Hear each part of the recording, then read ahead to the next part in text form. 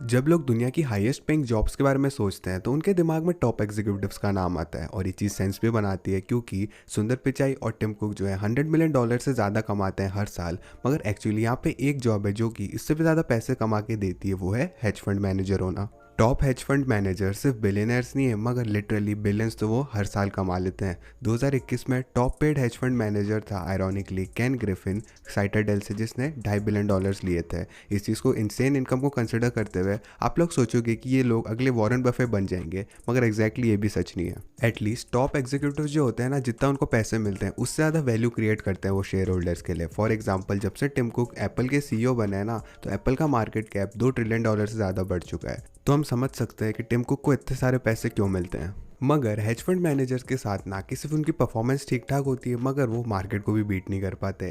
Can Griffin's के साइटाडेल का example ले लेते हैं। वो 26% बढ़ा था 2021 में, और ये सुनने में तो काफ़ी अच्छा लगता है जब तक आपको ये रियलाइज़ नहीं होगा कि S&P 500 खुद से ही 26.89% बढ़ा था 2021 में। तो जैसा आपने देखा, कैन की परफॉर्मेंस एवरेज सी थी, मगर फिर भी दुनिया की सबसे ज़्यादा सैलरी उन्हें मिली। तो आखिर हेज फंड मैनेजर्स को इतने सारे पैसे क्यों मिलते हैं जबकि उनकी परफॉर्मेंस भी ठीक ठाक ही होती है। अब ये समझने के लिए कि हेज फंड मैनेजर्स को इतने पैसे क्यों मिलते हैं, हमें देखना होगा कि किस तरह का इंसान जो है इन्वेस्ट कर सकता है हेज फंड्स में। In terms of qualifications, generally आपको एक अक्रेडिटेड इन्वेस्टर होना पड़ेगा और आपको मिनिमम अमाउंट ऑफ कैपिटल तो डालना ही पड़ेगा आपको हेज फंड में आने के लिए। और टॉप हेज फंड्स के तो और भी ज़्यादा स्ट्रिक्ट रिक्वायरमेंट्स होती है। साइटाडेल का एग्जांपल ले लेते हैं। आपके पास उसको ज्वाइन करने के लिए 10 मिलियन तो इन्वेस्टेबल एसेट्स होने चाहिए उनके फंड्स के लिए। और इस चीज़ को कंसिडर करते हुए एवरेज इन्वेस्टर जो है हेज फंड में, वो या तो बिलियनर्स होते हैं या फिर इंस्टीट्यूशनल इन्वेस्टर्स होते हैं, जैसे बैंक्स, पेंशन फंड्स या फिर रिटायरमेंट फंड्स। और कई बार ये टॉप प्रायोरिटी इन लोगों की होती है कि कैपिटल ग्रोथ नहीं चाहिए इनको, मगर रिस्क कम से कम चाहिए। यहाँ पे एक बात है, अगर आप एक बिलियनर हो तो आपकी कंपनी या फिर इन्वेस्टमेंट पहले से मार्केट को कई सालों से हरा रही है या फिर कई दशकों से। और जेफ बेजोस का एग्जांपल ले लेते हैं। जब से अमेजोन पब्लिक गई है, उनका स्टॉक $2 एक शेयर से $3000 पर शेयर पे पहुंच चुका है, अगर उनके स्टॉक स्प्लिट को देखें तब भी। अब अगर हम इस रिटर्न को एनुअलाइज करें तो हमारे पास एवरेज एनुअल रिटर्न आता है 35% से भी ज़्यादा का। अब ये बहुत ज़्यादा लग सकता है क्योंकि S&P 500 पहले से ही 7 से 8% जो है बढ़ जाती है, मगर जब आप इस ग्रोथ को कंपाउंड करोगे ना, तो चीज़ें और भी ज़्यादा बढ़ जाएंगी। फॉर एग्जांपल, एक एवरेज आपका 8% पर ईयर अगर 25 साल तक भी चलेगा ना, तो आपके पास सॉलिड 7.34 गुना का रिटर्न आएगा। मगर अगर आप 35% हर साल को 25 सालों के लिए एवरेज करोगे तो आपके पास 5500 गुना रिटर्न आएगा। और इस चीज़ को कंसिडर करते हुए जेफ बेजोस जैसे इंसान के लिए, जो कि अपने रिटर्न्स को मैक्सिमाइज नहीं करना चाहेगा जब वो हेज फंड में इन्वेस्ट करेगा, वो लोग रिस्क को सबसे कम करेंगे। और ये चीज़ और भी ज़्यादा ज़रूरी बन जाती है जब आप कंसिडर करोगे कि ज़्यादातर बिलियनर्स की पूरी नेटवर्थ एक या दो कंपनी से जुड़ी होती है। मगर एक मिनट, एग्जैक्टली किस तरह से हेज फंड जो है रिस्क को मिनिमाइज करता है? वेल, सबसे पहला उनका रिस्क मिटिगेशन की स्ट्रैटेजीज है, उनका नाम हेजिंग। अगर आपको हेजिंग के बारे में नहीं पता तो बेसिकली इंश्योरेंस है आपके सारे पोजीशंस पे, और वहीं पे आप दाव भी लगाते हो अपोजिट में जो आपको लगता है वो होने वाला है। फॉर एग्जाम्पल, मान लो मैं एक बहुत बड़ा फ़ैन हूँ टेस्ला का हूँ, मुझे लगता है कि वो 10 गुना बढ़ जाएगा जितना वो आज है, तो मैं आगे जाके $10 टेस्ला में लगाता हूँ। और अगर मुझे इस पोजीशन को हेज करना है ना, तो मुझे एडिशनल $1 लगाना पड़ेगा दाव लगाने के लिए कि टेस्ला नीचे जाएगा। अब यहाँ पे कई सारे तरीके हैं इस चीज़ को करने के, चाहे शॉर्टिंग हो, चाहे बॉइंग ऑप्शन हो, या फिर इक्विटी स्वैप्स को परफॉर्म करना हो। ये चीज़ें ज़्यादा मैटर नहीं करती। आपको तो बस इतना ही समझना है कि $1 की पोजीशन ऊपर चली जाएगी वैल्यू पे अगर टेस्ला का स्टॉक नीचे गया तो। और अगर मेरी इनिशियल बात सही हुई ना और टेस्ला 10 गुना बढ़ जाता है, तो मैं वो $1 तो हार जाऊंगा जो कि मैंने टेस्ला के अगेंस्ट लगाए थे, मगर जो मेरे इनिशियल $10 की इन्वेस्टमेंट है ना, वो $100 तक बढ़ जाएगी, जिसका मतलब ये है कि मैंने $89 का प्रॉफिट बना लिया। और वहीं पे दूसरी तरफ अगर मेरी बात गलत हो जाती है और टेस्ला की वैल्यू आधी हो जाती है, तो मेरी इनिशियल इन्वेस्टमेंट $5 कम हो जाएगी, मगर जो $1 मैंने दाव लगाया था ना टेस्ला के अगेंस्ट, तो वो $3 या $4 बढ़ जाएगा। इसका मतलब ये है कि मेरे पास $8 या $9 बचेंगे। इस केस में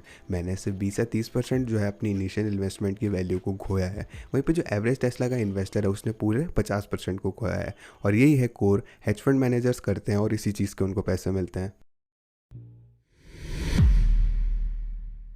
हर हेज फंड की एक बीटा वैल्यू होती है डिपेंडिंग ऑन कितना ज़्यादा हेज फंड के हेजेस होते हैं अपनी पोजीशन में। अगर एक फंड की बीटा वैल्यू 1 है, इसका मतलब ये है कि उनकी पोजीशंस एग्जैक्टली जनरल मार्केट के साथ चलेंगी। अगर S&P 500 5% बढ़ जाता है तो हेज परसेंट भी 5% बढ़ जाएगा और उल्टा भी ऐसा ही होगा। अगर एक हेज फंड की बीटा वैल्यू 1 से ज़्यादा है, इसका मतलब ये है कि फंड जो है ज़्यादा वॉलेटाइल है जनरल मार्केट से। और अगर मार्केट 5% ग्रो करता है, ऐसा फंड 10% ग्रो कर सकता है। मगर एक चीज़ यहाँ पे नोट करने वाली ये है कि अगर मार्केट 5% गिरेगा ना, तो वो फंड 10% गिर जाएगा। और वहीं पे कई और फंड है जो कि बीटा जिनका 1 से ऊपर होता है, मगर किसी भी तरह से एवरेज हेड फंड नहीं है वो। एक फंड जो है वो नेगेटिव बीटा भी हो सकता है। इसका मतलब ये है कि फंड जो है इन्वर्सली कोरिलेटेड होगा मार्केट से। मगर क्योंकि मार्केट टाइम के साथ ऊपर बढ़ते रहते हैं, इसमें कोई भी सेंस नहीं बनता कि ऐसे फंड में या ऐसे एक्सटेंडेड पीरियड ऑफ टाइम तक इन्वेस्ट करो। और ये जो एवरेज हेज फंड है वो यूजुअली बीटा होता है उसका 0 से 1 के बीच में। इसका मतलब ये है कि हेज फंड जो है मार्केट के साथ कोरिलेटेड होता है, मगर वो यूजुअली अंडर परफॉर्म ही करेगा मार्केट को, बोथ अपसाइड और डाउन साइड में। और इसी चीज़ के साथ ही अब इस ग्राफ को देखो जहाँ पे S&P 500 हेज फंड के साथ परफॉर्मेंस के साथ कंपेयर हो रही है। क्लियरली हेज फंड जो है बेसिकली कभी भी S&P 500 को बीट नहीं करते, मगर उस चीज़ पर फोकस करो जब S&P 500 जो है लॉस दिखाता है। 2000 से 2002 के बीच में S&P 500 43% गिर चुका था .com क्रैश की वजह से। वहीं पे हेज फंड जो है उनका एक भी नेगेटिव ईयर नहीं रहा है। इसी तरह से 2008 में S&P 500 37% गिरा था, वहीं पे हेज फंड सिर्फ 22% गिरे थे। अब ज़्यादातर लोगों के लिए तो ये बेटर होगा कि S&P 500 को होल्ड ऑन करें, क्योंकि ऐसे क्रैशेस जो हैं वो सुपीरियर ओवरऑल रिटर्न्स देते हैं। मगर ये चीज़ हर किसी के लिए अप्लाई नहीं करती। फॉर एग्जांपल जेफ बेजोस पे चलते हैं। .com क्रैश के दौरान अमेजोन का स्टॉक 95% तक क्रैश हो चुका था, और क्योंकि उनकी वेल्थ का 99% हिस्सा अमेजोन से जुड़ा हुआ था, तो वो काफ़ी सारा अमेजोन स्टॉक लेके घूम रहे थे। इस चीज़ को कंसिडर करते हुए ये क्या ज़्यादा सेंस बना था जेफ के लिए कि वो उस कैश को S&P 500 में इन्वेस्ट करते और उसे भी उठा के चलते? वेल नहीं, ये उनके लिए ज़्यादा सेंस बना था कि उस पैसे को हेज फंड में इन्वेस्ट करते और कम गेंस और ज़्यादा सेफ्टी के साथ रहते। तो क्लियरली हेज फंड्स को मार्केट को बीट करने की ज़रूरत नहीं है ताकि वो कुछ सिचुएशंस में अपीलिंग बने। और इसी चीज़ के साथ ही इसमें कोई भी सेंस नहीं बनता कि आप हेज फंड्स को S&P 500 के रिटर्न से कंपेयर करो। ये ऐसा है जैसे आप बॉन्ड्स को S&P 500 से कंपेयर करो और कंक्लूड कर रहे हो कि बॉन्ड जो है ख़राब है क्योंकि उनके लोअर यील्ड्स आते हैं। और ये एक का दूसरा सुपीरियर नहीं होता, वो सिंपली अलग अलग इंस्ट्रूमेंट्स हैं जो कि अलग अलग सिचुएशंस में काम करते हैं।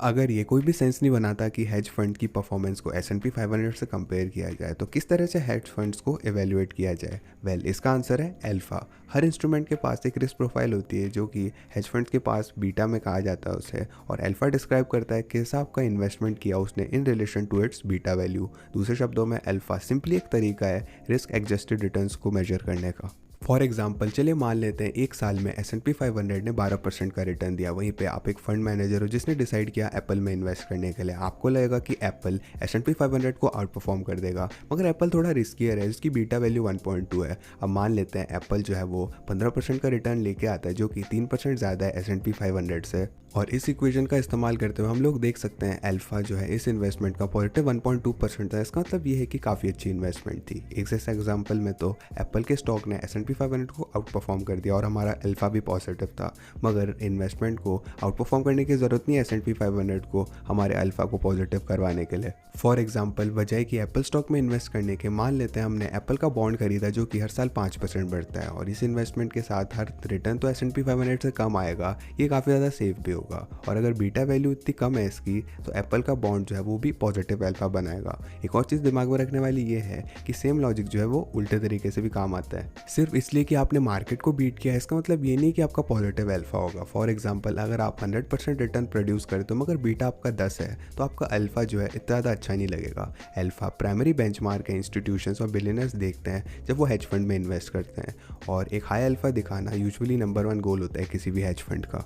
अब रे डेलियो का एग्जांपल ले लेते हैं। उनका पूरा ग्रुप है फंड्स का जिसे प्योर अल्फा कहलाया जाता है। तो जब भी आप एक हेडलाइन देखो ना अगली बार जो कि हेज फंड के रिटर्न्स को ख़राब बताते हैं, तो ये चीज़ मत सोचना कि फंड्स गार्बेज हैं। एक ही तरीका है बताने का कि गार्बेज है या नहीं है, वो उनके अल्फा को देख कर आता है। और अब क्योंकि हमने हेज फंड मैनेजर्स के सही गोल्स के बारे में समझ लिया और किस तरह से वो इन गोल्स को पूरा करते हैं, अब बात कर लेते हैं उनके कॉम्पनसेशन की। जो स्टैंडर्ड फी स्ट्रक्चर है हेज फंड्स में वो 2 and 20 रूल में आता है। इसका मतलब ये है कि फंड मैनेजर्स को 2% एंटायर फंड के एसेट्स अंडर मैनेजमेंट मिलते हैं हर साल, चाहे वो फंड कैसा भी परफॉर्म कर रहा हो। और इसी के ऊपर उन्हें 20% हर प्रॉफिट में से मिलता है जो भी जनरेट करते हैं। इसका मतलब ये है कि ऐसे फंड्स जो है उन्हें 2% ज़्यादा ग्रो करना होगा हर साल ताकि क्लाइंट्स का ब्रेक इवन हो जाए। फॉर्चुनेटली सारे हेज फंड्स जो है एटलीस्ट 2% तो बढ़ते ही हैं हर साल, मगर हैवीली डैम्पन करता है नेट रिटर्न्स को क्लाइंट जो बनाते हैं उस पर। इसी के साथ ही बहुत सारी पोजीशन जो हेड फंड्स लेते हैं वो शॉर्ट टर्म पोजीशंस होती है। इसका मतलब ये है कि क्लाइंट्स को short term capital gains taxes देने पड़ते हैं इन रिटर्न्स में। कुछ फंड जो है कम फी स्ट्रक्चर तो रखते हैं, मगर बेसिकली वो सारे फ्लैगशिप फंड्स हैं जिनके बारे में आप न्यूज़ में सुनते हो स्ट्रक्चर के साथ। और क्योंकि ऐसे फंड्स जनरली $100 बिलियन से ज़्यादा मैनेज करते हैं, तो ये चीज़ सरप्राइजिंग नहीं है कि उनके फंड मैनेजर्स भी हर साल बिलियंस ऑफ डॉलर्स कमाते हैं। In terms of clients perspective, हाँ ये चीज़ तो सही है कि ये फीस काफ़ी ज़्यादा है और आप लोग जो है ऐसी सर्विसेज को सस्ते में भी नहीं पा सकते। और हाँ, आपको जो है बेटर रिटर्न्स तो मिल सकते हैं सस्ते में, मगर आप हेजिंग सर्विसेज सस्ते में नहीं ले पाओगे क्योंकि हेजिंग में काफ़ी ज़्यादा मेहनत लगती है। वॉल स्ट्रीट के एनालिस्ट हर हफ्ते 100 से 120 घंटे काम करते हैं और हालांकि काफ़ी ज़्यादा है, स्पेशली शुरुआती दिनों में जब आप इतना ज़्यादा पैसा नहीं कमा रहे। अगर आप 5 से 10 सालों तक इसके साथ रहते हो ना, तो काफ़ी रीज़नेबल है कि आप करोड़ों कमाओगे हर साल। और अगर आप 7 फिगर्स कमाना चाहते हो जब आप जवान हो, तो आपको अगर बिज़नेस स्टार्ट नहीं करना तो आगे जाके वॉल स्ट्रीट को परस्यू करना सबसे सीधा जवाब होगा इस चीज़ को करने का। इसी चीज़ के साथ ही वहाँ पे एक डार्क साइड भी है हेज फंड्स की। इतना ज़्यादा हाई अल्फा और बीटा को कम करने के लिए हेज फंड जो है कई सारे ट्रिक्स का इस्तेमाल करते हैं जो भी आप सोच सकते हो, चाहे वो मार्केट मैनिपुलेशन हो, इनसाइडर ट्रेडिंग हो, पंप एंड डंप्स हो और सिक्योरिटीज़ फ्रॉड हो। ज़्यादातर समय तो SEC जो है वो ज़्यादा उसके लिए कुछ करता ही नहीं, मगर जब वो करते हैं ना तो ज़्यादातर हेज फंड्स के लिए तो सिर्फ कॉस्ट ऑफ डूइंग बिजनेस है ये। क्योंकि इनसाइडर ट्रेडिंग और मार्केट मैनिपुलेशन के फ़ायदे SEC के छोटे से फाइन से तो काफ़ी ज़्यादा बड़े हैं। और इन दी एंड ये बात आती है एक सवाल पे, क्या जो है वो ये ख़राब चीज़ें फ़ायदों को जस्टिफाई कर देती है? वॉल स्ट्रीट को ये लगता है कि ये हाँ है, और वहीं पे रिटेल ट्रेडर्स को लगता है ऐसा नहीं है। आप लोग किस साइड हो कमेंट करके ज़रूर बताना। साथ साथ वीडियो को लाइक कीजिएगा अगर आपको लगता है कि वॉल स्ट्रीट को और ज़्यादा अकाउंटेबल होना चाहिए। और ऑफ कोर्स हमारे इंटरनेशनल चैनल्स को चेकआउट कीजिएगा हमारी वीडियोस बाकी लैंग्वेजेस में देखने के लिए, और चैनल को सब्सक्राइब कीजिएगा बाकी क्वेश्चंस लॉजिकली आंसर देखने के लिए। मैं था चिरंजीव, मैं मिलता हूँ आपसे अगली वीडियो में।